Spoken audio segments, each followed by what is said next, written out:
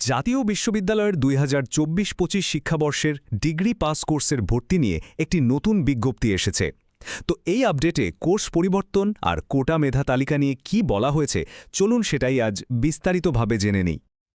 আচ্ছা, পুরো ব্যাপারটা সহজ করে বোঝার জন্য আমরা কয়েকটা ভাগে আলোচনাটা সাজিয়েছি। প্রথমে দেখব নতুন ঘোষণা আর রেজাল্ট নিয়ে।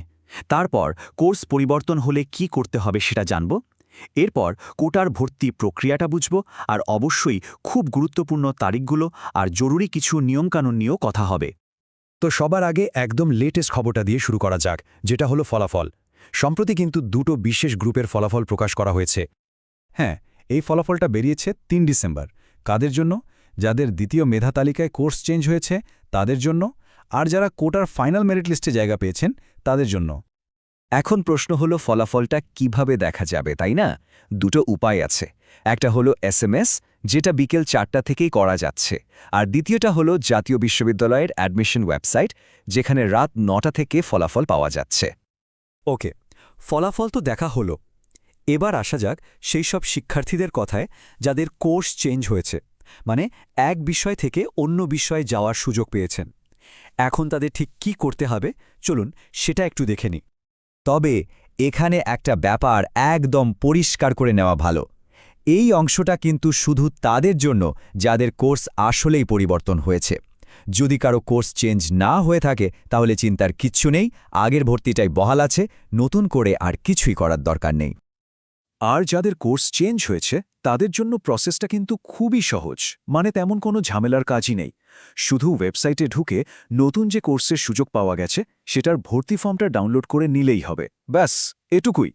আগের কোর্সের ভর্তিটা অটোম্যাটিক্যালি ক্যান্সেল হয়ে যাবে আর নতুনটা কনফার্ম হয়ে যাবে। আচ্ছা, কোর্স পরিবর্তনের ব্যাপারটা তো বোঝা গেল। এবার আসি তাদের কথায়, যারা কোটা মেধা তালিকায় চান্স পেয়েছেন তাদের ভর্তির প্রক্রিয়াটাতে কিন্তু কয়েকটা বাড়তি ধাপ আছে।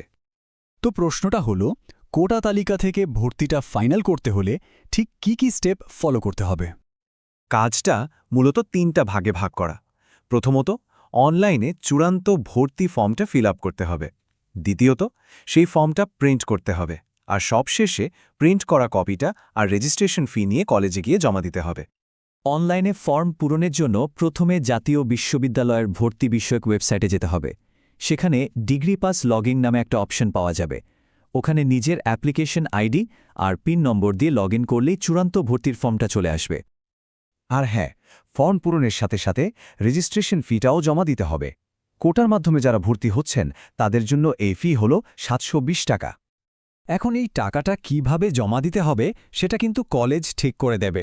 কোনো কলেজ হয়তো মোবাইল ব্যাংকিংয়ের মাধ্যমে নিতে পারে, আবার কেউ হয়তো সরাসরি ক্যাশে জমা নিতে পারে। তাই সবচেয়ে ভালো হয় কলেজে যোগাযোগ করে বিষয়টা জেনে নেওয়া। ওকে, প্রক্রিয়া তো জানা গেল।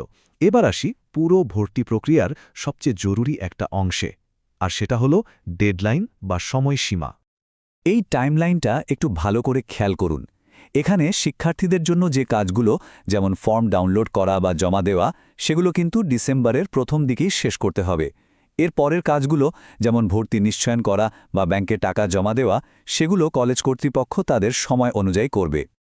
তার মানে মূল যে কাজগুলো, কোর্স পরিবর্তনের ফর্ম ডাউনলোড করা, কোটার ভর্তি ফর্ম ফিল আপ করা আর কলেজের টাকা ও ফর্ম জমা দেওয়া, এই সব কিছুই কিন্তু ডিসেম্বরের ৯ তারিখের মধ্যে সেরে ফেলতে হবে। তারিখগুলো কিন্তু খুব জরুরি। আচ্ছা, আমরা প্রায় শেষের দিকে চলে এসেছি, কিন্তু এই শেষ অংশটা সম্ভবত সবচেয়ে গুরুত্বপূর্ণ। কারণ এখানে এমন কিছু নিয়ম আর সতর্কতার কথা বলা হবে যেগুলো না মানলে কিন্তু ভর্তিটাই বাতিল হয়ে যেতে পারে। একটা প্রশ্ন প্রায় সবার মনে আসে, বিশেষ করে যারা সেকেন্ড টাইমার। আচ্ছা, যদি কোনো শিক্ষার্থী আগে থেকেই জাতীয় বিশ্ববিদ্যালয়ের অন্য কোনো কোর্সে বা অন্য কোনো শিক্ষাবর্ষে ভর্তি থাকে, তাহলে তার ক্ষেত্রে নিয়মটা কি? এই ব্যাপারে বিজ্ঞপ্তিতে একদম পরিষ্কার করে বলে দেওয়া হয়েছে। নতুন কোর্সে চূড়ান্ত ভর্তি ফর্ম পূরণ করার আগে আগের ভর্তিটা অবশ্যই বাতিল করতে হবে। এটা বাধ্যতামূলক। আর এর পরিণতিটা কিন্তু বেশ মারাত্মক।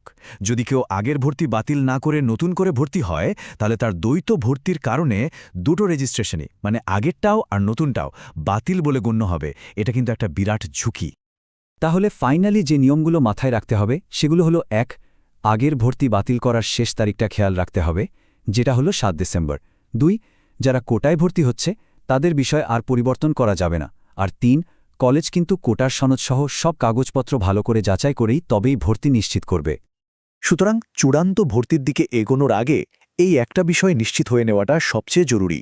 ৭ ডিসেম্বরের সময়সীমার আগে পূর্ববর্তী কোনো ভর্তি বাতিল করার প্রয়োজন আছে কিনা।